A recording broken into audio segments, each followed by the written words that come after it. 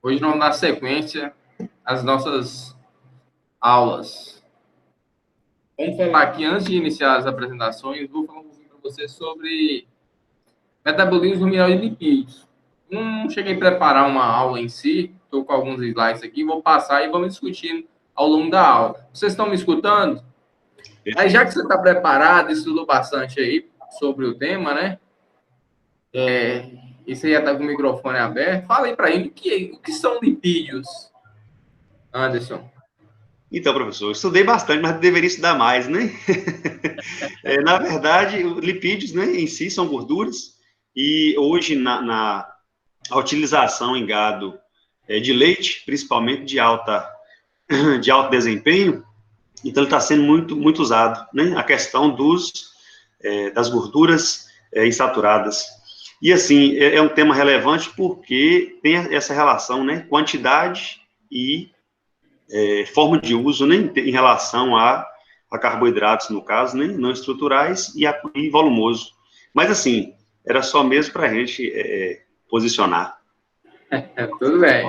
E o que são lipídios? Né? Lipídios são moléculas, né, que elas são solventes em álcools e ésteres, né, e são utilizados como fonte de energia pela maioria dos animais. Elas têm outras funções também no corpo dos animais que eu vou citar daqui a pouco, mas são substâncias insolúveis em água e solúveis em solventes orgânicos.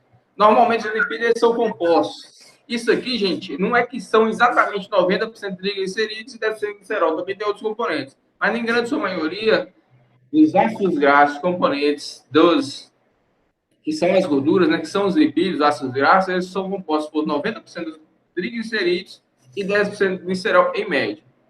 Os triglicerídeos são a principal forma de armazenamento dos lipídios no animal, né, e também na alimentação, né. Isso aqui é só para abrir a mente sobre o que são os lipídios. Então, de maneira geral, resumindo, são insolúveis em água, solúveis em solventes orgânicos, são compostos 90% de triglicerídeos e 10% de glicerol. E os ácidos graxos, né, são compostos por 90% de triglicerídeos e 10% de glicerol. É a principal forma de armazenamento dos lipídios são os triglicerídeos. Tem outras formas? Tem sim. Mas vamos focar principalmente nos triglicerídeos. Porque os triglicerídeos, né, coloquei um exemplo aqui para facilitar a visualização de vocês. Os triglicerídeos são moléculas de glicerol, no qual ligam-se a 3 ácidos graxos. Aqui tem um exemplo, né? Isso aqui é um triglicerídeo. Vocês estão observando o mouse aí?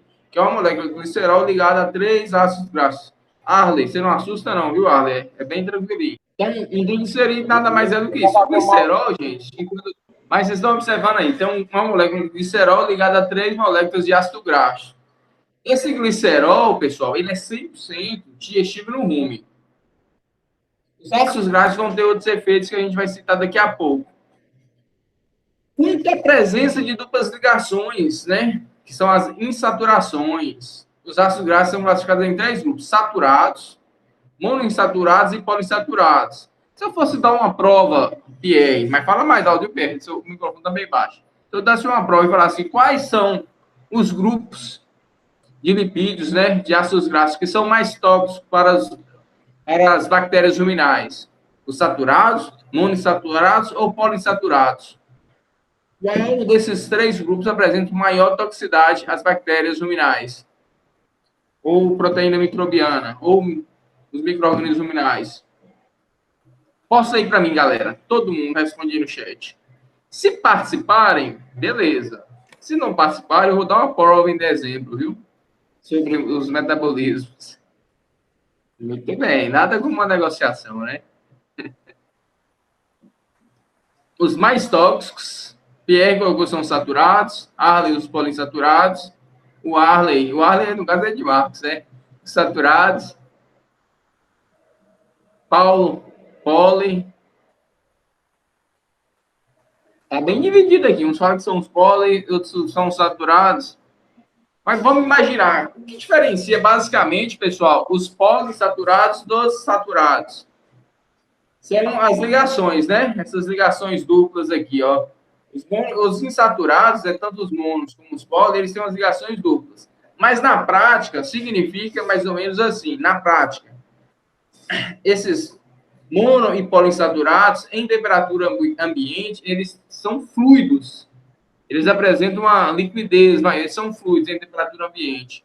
E os saturados, eles têm em temperatura ambiente uma composição mais firme. Eles têm uma composição mais sólida.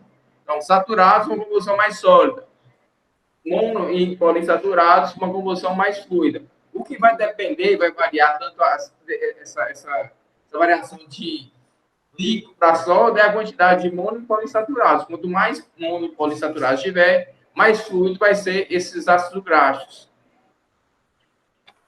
Tá claro até aqui, Pierre? Conseguiu entender aí a diferença de poli de saturados, mono e poliinsaturados? Mono e poli é porque o poli tem várias insaturações e o mono só tem uma insaturação. Mas, perguntando de novo, como ainda está dividido aqui, qual que é mais tóxico para os animais, para as bactérias ruminais, para os micro-organismos ruminais? Os mais tóxicos são o que tem maior fluidez. Por quê, professor? Porque o que tem maior fluidez, ele espalha mais lá dentro do rumen.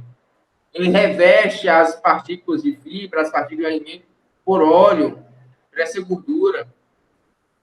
Então, eles estão ali, eles incorporam com maior facilidade a membrana que envolve as bactérias ruminais, causando seu rompimento e a morte dessas bactérias. Então, de maneira geral, tanto os mono como os pólen tem maior efeito tóxico para as bactérias ruminais. Ou seja, aquela gordura boa para a gente, né, que é os poliinsaturados, não é nada boa para os animais ruminantes. E as saturadas, elas são menos tóxicas, mas todas são tóxicas, viu, pessoal? Mas as saturadas, elas são menos tóxicas. Quanto mais saturações, mais tóxicas em nível ruminal. Até aqui está 100%? Ok? Todo mundo está concordando? Então, quanto mais... Por que o saturado ele é menos tóxico? Porque o saturado ele forma grânulos lá dentro do rumen, grânulos de gordura, sabe? Aqueles pedacinhos de gordura mais sólido. E aí ele não se espalha tanto, ele não reveste tantas partículas de alimento. Eles não são incorporados tão rapidamente ou facilmente à membrana que envolve as bactérias ruminais. Tranquilaço? Isso aqui é fácil. A banha de porco é saturada. A banha de porco, para derreter, você tem que aquecer ela na panela. Não é isso? O óleo, os óleos de maneira geral, óleo de soja, azeite, os óleos de maneira geral, eles são mais insaturados. Beleza? Aqui eu listei aqui algumas funções dos lipídios no corpo, né? Ele tem a função, agora é no corpo, né? Reserva de energia, né? Na forma de triglicerídeos, manutenção da temperatura corporal, transporte das vitaminas lipossolúveis, né? A, D, E, K. E a regulação do consumo, a leptina. Uma coisa interessante que a gordura, né? Ela produz esse hormônio é chamado leptina. E esse hormônio, ele inibe a ingestão de alimentos. Ou seja, quando a pessoa emagrece ou os animais emagrecem, vamos pensar no efeito substitutivo, né, que acontece, esse substitutivo, não, desculpa, um efeito, né, aquele ganho compensatório que ocorre quando os animais perdem peso na seca e recuperam nas águas. Isso tem uma teoria que fala que devido à diminuição do tecido adiposo desses animais, proporcionalmente também diminui o teor de leptina e aumenta a injeção de matéria seca, aumenta o consumo. À medida que os animais vão aumentando o acabamento, vão aumentando a gordura, eles produzem a leptina, né, que a leptina é produzida no tecido adiposo, com isso diminui a ingestão de alimentos. Casos de obesidade, eles estão relacionados a uma disfunção dessa produção da leptina por parte do tecido adiposo. Ok? Tem várias teorias. Isso aqui é só para ilustrar. Tem gente que fala que o tecido adiposo é até uma glândula, né? Porque ela produz hormônios. Mas eu não vou entrar nesse mérito, não. A função dos lipídios como alimento é uma densa fonte de energia, né? Os carboidratos têm aqui cerca de 4 mega quilocalorias, né, megacal por quilo, enquanto as gorduras têm 9 megacalorias por quilo. É praticamente mais que o dobro. Então, essa é a razão, lá na formulazinha de NDT, quem for trabalhar aí com ruminantes na nutrição, na formulazinha que a gente calcula o NDT, né, a gente vai multiplicar aqui ó, o teor de 2,25, essa razão aqui, né, seria 9 por 4 dá 2,25, e multiplicar pelo teor de estradetélio para equivaler à energia digestiva do estradetélio. Ou seja, a energia digestiva do estradetélio ela é 2,25 vezes maior do que a dos carboidratos. E também tem a função de reduzir, que é uma estratégia de manejo, né? Reduzir os pós das rações muito finas. Aí você pode estar entrando também com uma fonte de lipídios, para diminuir o pó das ações. Isso que eu já citei, né? Eu vou a alguns slides, eu vou passar mais rápido.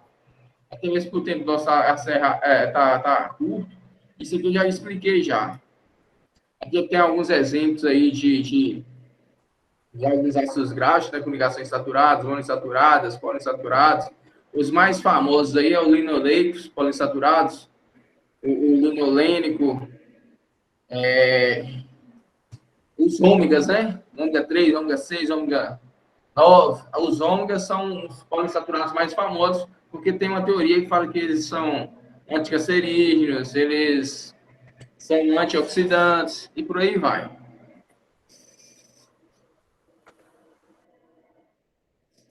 Aqui está falando do ponto de fusão, né? Quanto mais saturações tiver, tiver, menor o ponto de fusão, beleza? Se a gente, não sei, é muito comum algumas pessoas guardarem, né? Se você colocar o azeite na geladeira, ele vai se solidificar, porque a temperatura baixa e porque ele tem um ponto de fusão mais baixo do que normalmente é a temperatura ambiente. Metabolismo ruminal de lipídios. Os ácidos graxos, pessoal, isso aqui, ó, eu até coloquei em caixa alta aqui, ó, não contribui nos ácidos graxos, ou seja, a gordura, o estradetélio não contribui para o crescimento da proteína microbiana. O estradetélio ele não tem função ruminal. Vocês estão gravando isso aí, o estradetélio não tem função ruminal. Então, quando eu for fazer uma ração de forma mais elaborada, mais refinada, se eu estiver trabalhando com inclusão muito alta de estradetélio, quando eu for fazer aquela relação lá de NDT e proteína degradável do rim, que é de 13%, eu tenho que considerar que aquele NDT eu tenho que ter retirado o que refere à parte do estradetélio, porque aquele estradetélio não reflete o nível de energia utilizado no rumo. Tranquilo? Aqui fala que 17% da gordura que passa para o duodeno pode ser de origem microbiana. Por que de origem microbiana? Porque, na realidade, uma grande parte desses lipídios eles são incorporados à membrana das bactérias ruminais. E isso é aproveitado depois. Ele é sintetizado e incorporado.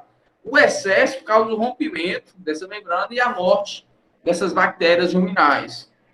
Beleza? Algumas pessoas falam também que os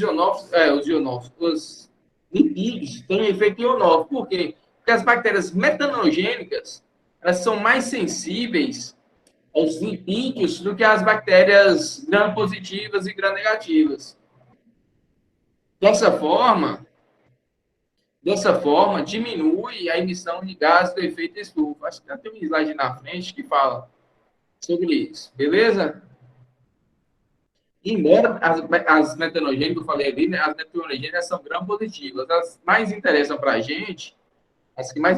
a gente são as gram-negativas. As gram-negativas são as principais produtoras dos ácidos graxos propiônicos, do propionato. Beleza? Qualquer dúvida, vocês podem parar e perguntar. Diminuição dos gases de efeito estufa devido ao efeito ionófilo dos lipídios. As bactérias metanogênicas são mais sensíveis, já falei. Com isso também, quando eu diminuo a produção de gás metano no rum, automaticamente também eu diminuo a produção de gás carbônico. Quando eu diminuo a produção de gás carbônico, sobra mais carbonos nesse carbono para ser utilizado como fonte de energia. E aí, automaticamente também, quando eu diminuo as bactérias metalogênicas, bactérias gram-positivas, sobra mais substrato às bactérias gram-negativas, que vão produzir mais ácido propiônico, consequentemente melhorar a fermentação ruminal e melhorar também o desempenho desses animais. Tem alguns autores falam que a redução, né, a adição de 1% de gordura, né, de lipídios na dieta de ruminantes diminui em 5,6% a emissão de gás metano. Em alguns autores já citam essa proporção, mas eu acredito que precisa um pouquinho mais de estudos aí. Beleza? Posso avançar? Vocês estão me escutando? Aí, dá um joinha aí para eu não achar que eu estou falando isso aí, pessoal. Tô, professor. Alto e claro. Que bom. As forragens, de maneira geral, gente, elas não ultrapassam 3% de estratério na matéria seca. Então, um ruminante dificilmente não, mas se ele é alimentado somente com forragens, ele não terá problemas com excesso ou intoxicação por gordura, por estratério, por ácidos graxos, por lipídios. Aqui eu até falei, mas vou repetir, né? Tem um efeito químico, que é um efeito nas bactérias ruminais, né, na microbiota ruminal, e efeito físico. O efeito físico é aquele que recobre, né, de óleo, né, de gordura, os alimentos, impedindo o aproveitamento, a degradação ou diminuindo a degradação desse alimento por parte das bactérias ruminais. O efeito químico é que realmente elas causam a morte, né? Elas são incorporadas, sintetizadas à membrana que envolve as bactérias ruminais e quando em excesso causa o rompimento e a morte das bactérias. Tranquilaço? Não ultrapassar o limite de 6% da matéria seca. 6% de matéria seca é o limite de ácidos graxos na dieta. Normalmente, a gente fala de 6 a 7% de estratério, porque o estratério ele não é composto exclusivamente por ácidos graxos. Ele tem ceras, outros pigmentos, que apesar de serem contabilizados com gorduras, né, eles não são tóxicos para as bactérias ruminais. Tranquilo? A gordura insaturada já foi dito, né, tem uma alta toxicidade devido aos ácidos graxos poliinsaturados. Os óleos vegetais, de maneira geral, para os animais ruminantes, eles são muito mais tóxicos que os óleos de origem animal, porque os de origem animal normalmente eles são saturados, né? Tem uma maior solidez. Os grãos de oleaginosa, se fornecidos inteiros, o próprio grão também protege, né? Serve de uma proteção contra a liberação rápida desses óleos, diminui também a intoxicação das bactérias ruminais. Aqui tem um exemplo, né, pessoal, onde mostra aí mais ou menos como que ocorre, né? O triglicerídeo entra no rumen, aqui, na segunda parte aqui, ocorre, né, a quebra, né, uma hidrólise, né, onde vai ser liberado os ácidos graxos, são 3 ácidos graxos, uma molécula de glicerol, que seria essa aqui, ó, eu estou passando o mouse aqui, mas não está indo, né. A primeira molécula seria uma molécula de glicerol, né, depois 3 ácidos graxos e, posteriormente, os carbonos. Os carbonos serão utilizados como fonte de energia, né? Aqui, nesse próximo slide, mostra que os carbonos são utilizados como energia para os micro-organismos ruminais, na fermentação ruminal e na produção de ácidos graxos voláteis. Consequentemente, pessoal, toda vez que ocorre essa quebra dos lipídios, essa quebra dos triglicerídeos e essa liberação dos ácidos graxos, automaticamente, devido a um processo de hidrólise dessas ligações que promove o rompimento, favorece a queda do pH, viu? Então, tem uma tendência, quando eu aumento um pouco a inclusão de lipídios no rumen, favorecer a queda de pH dos animais do pH ruminal. Tranquilo?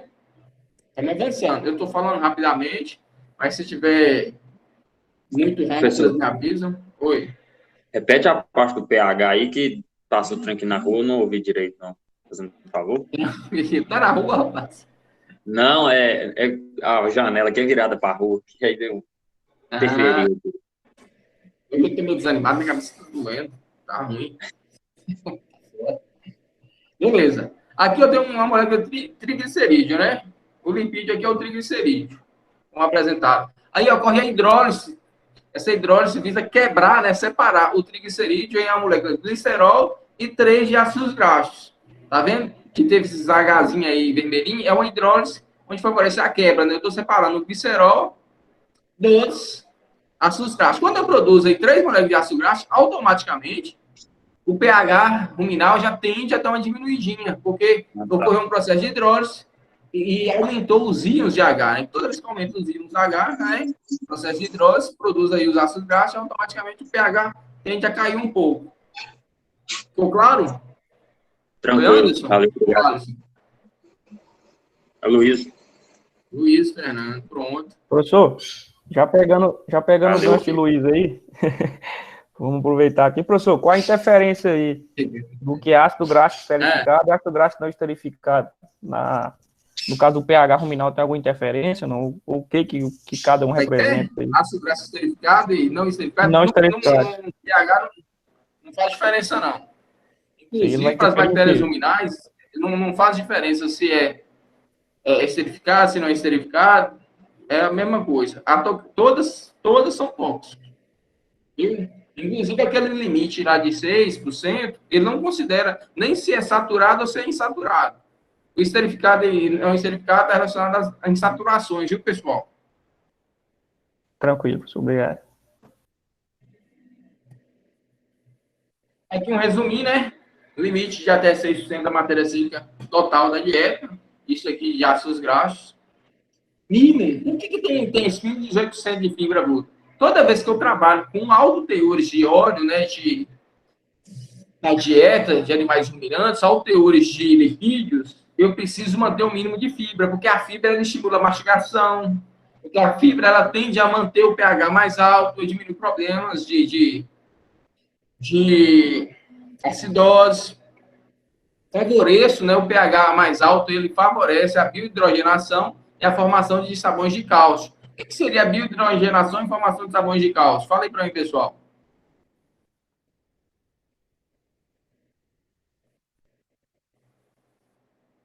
Ninguém consegue me explicar?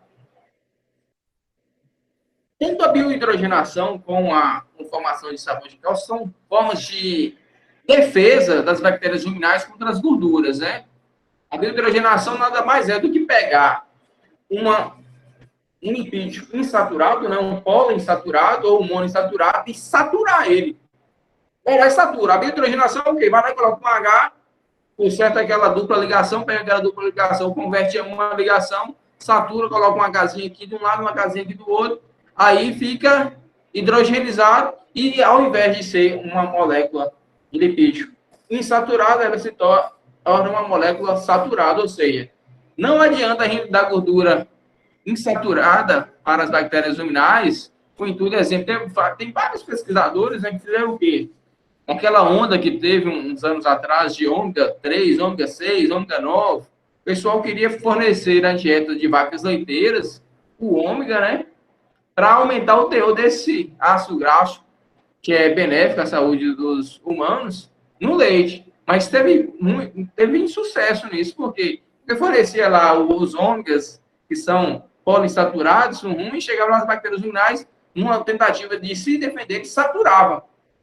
Praticamente, elas convertem todos os poliinsaturados em um ácido graxo esteárico. O ácido graxo esteárico é um ácido graxo saturado, é o principal componente da gordura de bovinos. E formação de sabões de cálcio seguiria mais ou menos assim. As gorduras, né, os lipídios, eles se ligam a alguns minerais, nesse exemplo aqui o cálcio, né?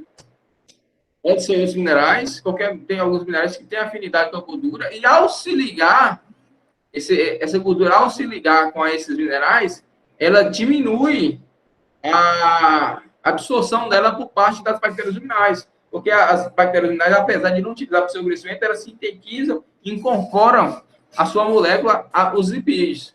Então, elas ficam indisponíveis. A gordura, basicamente, sabões de cálcio seria uma forma de indisponibilizar a absorção daquela gordura em nível ruminal. E quando chega lá no rabomase, que já tem um pH mais baixo, essa formação de sabões de cálcio, devido à queda do pH brusco lá no rabomase, quebra essa formação, separa lá o cálcio, no caso aí, da gordura, e essa gordura é aproveitada normalmente no intestino delgado, sem problema algum. Claro, com a luz do dia. Arley, ficou claro, Arley? Eu estou te ajudando, Anderson, ou eu estou te atrapalhando? Se quiser, eu paro.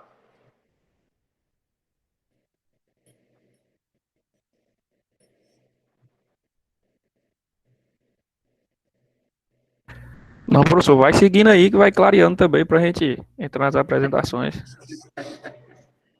Beleza, aqui tem um exemplo aqui bem prático, né? Biohidrogenação. Reduz a quantidade de ácido graxo insaturado. Tá, mas biohidrogenação é só isso, é uma defesa das bactérias luminais contra os lipídios. Chega lá, eu não falei com vocês que quanto mais insaturada, né, mais tóxica é, o que as bactérias fazem? Elas tentam saturar, né, no mecanismo de defesa, saturar aquelas gorduras insaturadas, diminuindo sua fluidez, sua toxicidade em nível ruminal. Aqui dá um exemplo. Tem uma molécula aqui de poliinsaturados, né, onde tem uma dupla ligação, né, que mostra uma insaturação, né, toda dupla ligação quer dizer que aquele ácido graxo é insaturado. E embaixo ocorreu um processo de saturação. Colocou um Hzinho de um lado e um Hzinho do outro, ou seja, rompeu uma das ligações e na ponta de cada daquela ligação rompida ele colocou um H e da outra outro H. E com isso as bactérias saturaram essa gordura, diminuindo sua toxicidez em nível ruminal. Em classe, sabões de cálcio, ocorre rompimento, né, no duodeno, é a mesma coisa, né, que ocorre nos monogástrios. Chegou lá na Abomase, né, os sabões de cálcio diferentes de pH, eles são rompidos, e no duodeno, né, no intestino delgado, são absorvidos tanto os minerais como as gorduras. Tranquilas? Sais biliares nada mais é que um mecanismo de aproveitamento das gorduras, né, formando as micelas, favorecendo a absorção do intestino delgado através das microvilosidades intestinais. Metabolismo pós-absortivo. Pré-absortivo, absortivo, é no ruim. Pós-absortivo é no intestino delgado. Eu não vou ficar detalhando essa parte aqui, pós-absortivo, não, mas eu vou falar alguma coisa. Melhor eficiência energética, né? Porque se a gordura, depois que ela passou lá do ruim, ela chegou lá no intestino delgado, ela é absorvida, ela já é mais facilmente convertida em energia. Ela é mais facilmente convertida em energia quando comparada ao acetato. O acetato, por exemplo, ele chega lá na gordura, lá no tecido adiposo, e lá ele vai ser convertido em mais gordura. Ele chega lá na glândula mamária, o acetato vai ser convertido em mais gordura do leite. E a questão dos lipídios, ele é absorvido, cai na corrente sanguínea, é metabolizado no fígado em forma de glicose. E a glicose, o animal faz o que quer com ela. Beleza? Aí eu pergunto, quando vocês aumentam o teor de gordura da ração, aumenta o teor de gordura do leite? De acordo com a minha explicação prévia?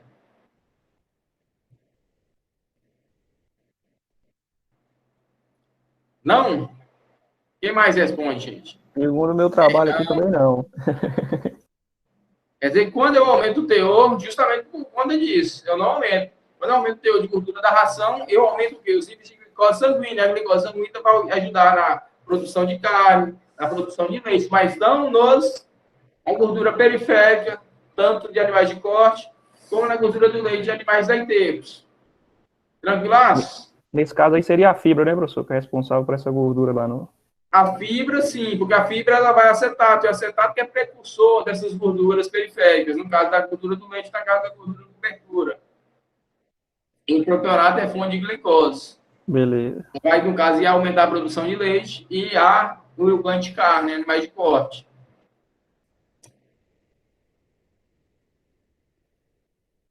Oi? Professor. Pode falar. Opa. Boa tarde, Boa tarde, gente. Ô, professor, no caso, quando a gente trabalha com caroço de algodão, o que faz aumentar a gordura no leite não é a fibra efetiva, né? É a fibra do caroço que melhora a gordura. Você tem que trabalhar lá na hora de formular a dieta, você manter o FDN adequado.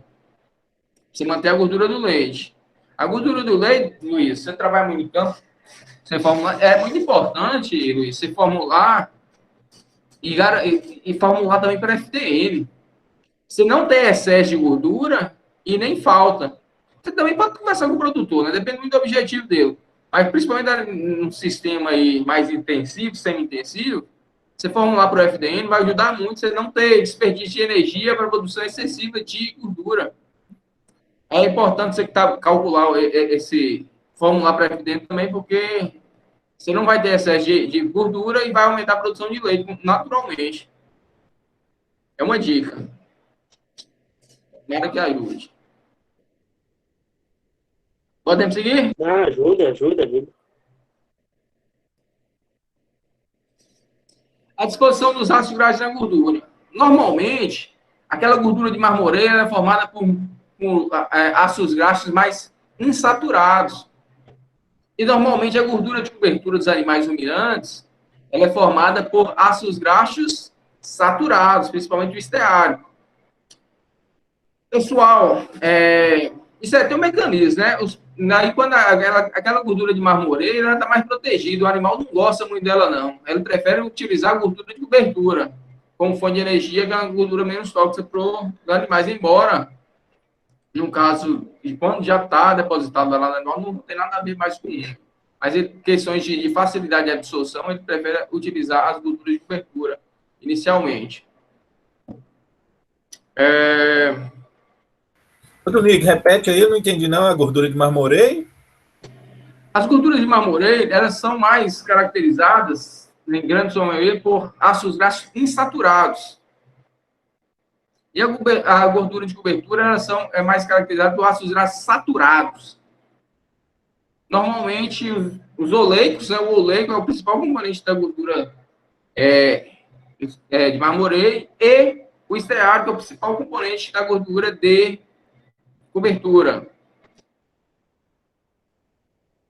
Tranquilo?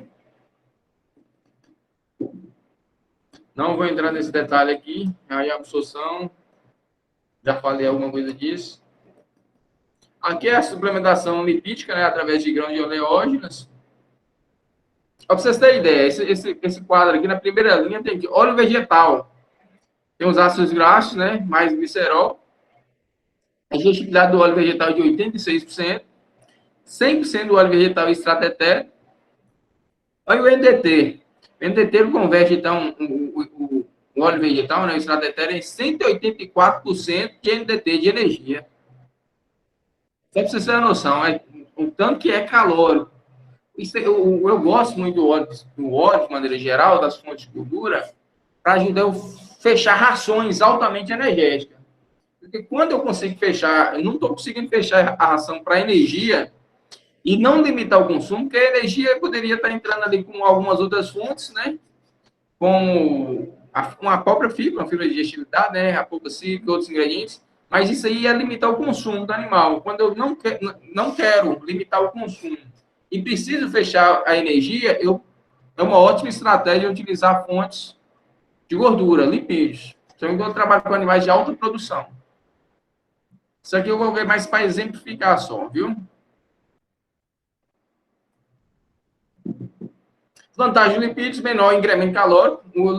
Por ser mais facilmente aproveitados pelos animais, eles geram menos calor quando comparado à fibra, né, aos carboidratos estruturais. Tem uma melhor conversão alimentar. O problema dos lipídios é só lá no rumo. Passou no rumo, tranquilaço. A inclusão já foi falado, né? 6% de ácido graxo, 6 a 7% de extrato etérico. Aqui tem um pouquinho falando do caroço de algodão e tal, mas não vai entrar nesse detalhe, não. O grão de soja também é uma fonte de lipídios, entretanto, é pouco utilizado na alimentação de animais ruminantes, devido a que hoje em dia o foco do grão de soja é a produção de óleo de soja. Foi dito, né, os óleos vegetais têm alta proporção de ácidos graxos poliinsaturados, né? E as fontes dos óleos de gordura, né, animal, eles são mais ricos em gorduras saturadas, como sebo e outros. A leptina também, já falei o efeito dela, né? A leptina é produzida a gordura, né, no tecido adiposo, e a leptina inibe o consumo de alimentos. Quanto menor o tecido adiposo, menor a produção de leptina e, consequentemente, maior o consumo. Bacana? Aqui tem as considerações finais. Apesar da limitação de uso em dietas de ruminantes, os lipídios apresentam importantes propriedades nutricionais, não só como fonte energética, mas também como modulador do metabolismo. Eu quis, nesse primeiro momento, só passar um pouquinho aqui, falando as principais características dos lipídios, metabolismo. O nível máximo da dieta de óleo de extrato etéreo é 6 a 7%, viu? É uma ótima alternativa, Ramon, eu trabalhar com altos níveis de extrato etéreo na dieta de animais suscetíveis ao estresse calórico, justamente porque gera menos estresse calórico. Dos alimentos, quanto menor a digestibilidade do alimento, maior a produção de calor, ou seja, as forragens, de maneira geral, geram um grande incremento calórico no processo de fermentação e degradação dessas forragens lá no rumen. Então, mas você não pode ultrapassar o limite de 6 a 7% de extrato etéreo na dieta, independente da dieta de animais ruminantes. Mas você pode trabalhar no máximo, se for sua intenção. Beleza? Mas sempre respeitando lá o mínimo de FTN, 25% de FTN, 18% de fibra bruta, para garantir um pH ruminal adequado. E também, quanto mais fibra tiver lá na rumen, mais espalha o óleo e com isso diminui a toxidez para as bactérias ruminais. Beleza? Inclusive, uma dúvida do próprio artigo aqui, que foi o único dado que deu interferência aqui significativa, estatisticamente falando. O autor ele não me explicou com tanta clareza essa questão aí do uso do ácido graxo não esterificado com relação à ureia. Se tem algum tipo de interferência com a ureia sanguínea identificada, a gliconeogênese. Não tem interferência, não. Tem não, né? Mas aí, durante a apresentação, só a gente escuta mais. Beleza, é porque eu coloquei e ficou chato, porque foi a única coisa que deu diferença estatística e o cara não soube trazer pra gente direito. Quer dizer, não me convenceu, né?